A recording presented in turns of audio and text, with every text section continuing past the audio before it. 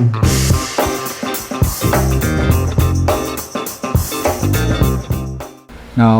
we have here a title. This is the single line equivalent circuit of a three-phase balance load. To be able for us to know what is this single line equivalent circuit, we must have first a three-phase balance load. Now I will be setting up here a drawing. This is an impedance in a rectangular box and another one here. Okay, so my purpose is to make a Y connected system. So these are the terminals going here. So you have now a Y connected system, 3-wire, and I will make this as a 4-wire, which is the neutral line. Okay, and this one I'll name this as point A, terminal A, this one as terminal B, and this one as terminal C. To be able for us to tell that this system, this Y connected system, okay, Y connected, a three-phase balance load, we will be having a load of Z. If this is Z, this another load should be also Z, and this one should be also Z. So therefore, each load here will be having the same value, and that creates a system of three-phase balance load. So if it happens that you have this Y connected system, you can create a single line equivalent circuit, and the single line equivalent circuit of this Y connected system is drawn like this one.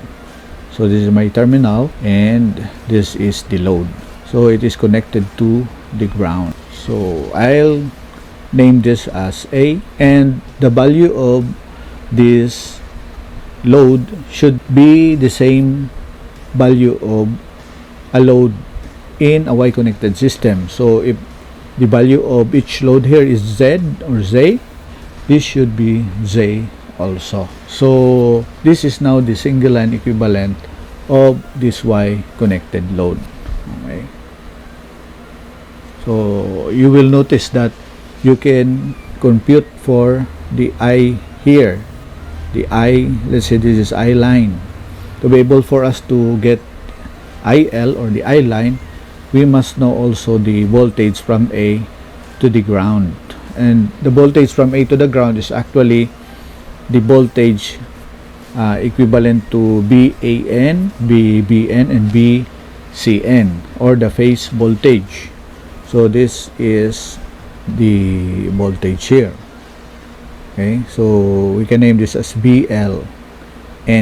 Now if you get the value of BLN, if it is a given value and also the Z is given, we can compute for IL, I sub L, by using Ohm's law. Now if given are the Z and the IL, we can compute again for the BL by using Ohm's law.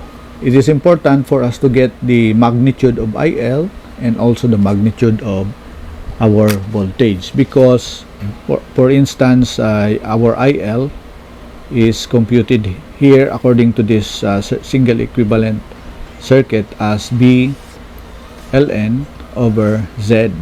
So the value of IL here will be the magnitude of your currents in the Y connected system. So you have here currents IA, I sub A for this connection, okay, and IB for this one, I sub B, and also I sub C here. So you will notice that your value of IC, which is the line currents, IL, which is also the phase current because it will be passing through the load, each load. So in a Y connected system, your line current is equals to the phase current. So if you get the value of IL, that will be now the magnitude or the material equivalent of your current. So it's important that we compute for the IL here. So we will be having a value for IA, and that is IL. Also IB and IC.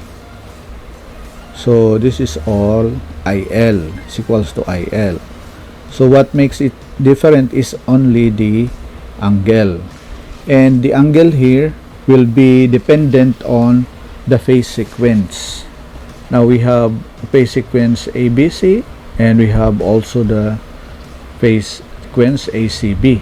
This sequence is the basis for the angle here, and also for the BLN we can also solve for the BAN, our VBN, and also BCN. So the angle here is our VLN, the one that we have computed here in this single line equivalent circuit. This is also VLN and also VLN. Okay, the only thing that vary are the angles here.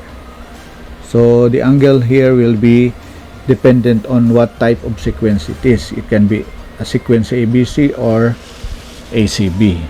So this is how you use the single line equivalent circuit of this three-phase balance load.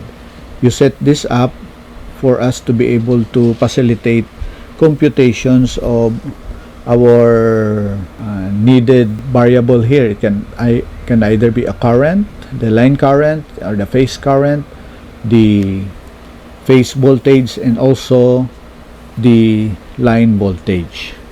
In Y-connected circuit, we know that our line current is equal to the phase current, but the voltage is different. The phase voltage is not equal to the line voltage. Okay, so this is all about the single line equivalent.